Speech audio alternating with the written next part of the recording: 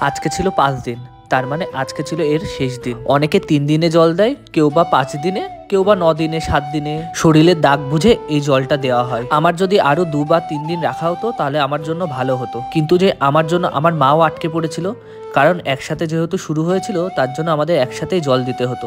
আর আমার যদি 9 দিন বা 7 দিনে দেওয়া হতো তাহলে আমার মারও এতদিন ঘরে বন্দি হয়ে থাকতে হতো। আর তোমরা তো বুঝতেই পারছো, মা যদি ঘরবন্দি হয়ে থাকে তাহলে আমাদের সংসারের অবস্থাটা কি হতে পারে। কারণ আমাদের বাবা দাদা তাদের খাওয়ার দাওয়ারের খুব সমস্যা হচ্ছিল। আর এটা এমনই জিনিস যে আমার দিদি বা আমার মাসি এসে 2 দিন থেকে কিছু করে দিয়ে যাবে তারও কোনো উপায় নেই। থাক, যখন দিনগুলো কেটেই গেল তাহলে আর এইসব কথা ভেবে কোনো লাভ নেই। আর তোমরা যদি বলো আমার এই এক্সপিরিয়েন্সটা কেমন ছিল, আমি বলবো একদমই খারাপ, কারণ খুবই ভয়ঙ্কর এই দিনগুলো ছিল আমার পক্ষে। শরীরে একটা ঠোসা পড়লে কতটা কষ্ট হয়, আর সেখানে আমার শরীরে তো হাজার হাজার ঠোসা এরম পড়ে আছে। তার মানে বোঝো আমার অবস্থাটা কি হয়েছে। শুধু তো সামনে আর পেছনটা আর মুখটাই দেখাচ্ছি, আর বাদ বাকি জায়গা তো আর দেখানো গেল না। তারপরে স্নান করে চলে এসেছিলাম আমাদের এখানে এই শীতলা বাড়িতে।